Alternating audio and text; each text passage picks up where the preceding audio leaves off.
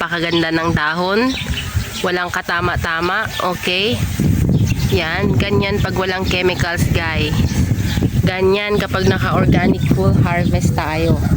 So dito sa gawing ito ay yung ibang area dyan may mababa, may mataas kasi naguhulip sila. Pero ito napansin po natin na level lang talaga siya. At sa ngayon ito ay mga nagbubuntis na. Okay, so may mga paunti-unting lumalabas na ang uhay. At napansin niyo hindi kalaguan yung dahon. Ayan.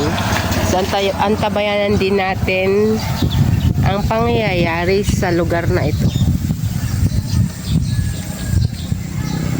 So ayan guys ay naka full application ng ating organic full harvest microbial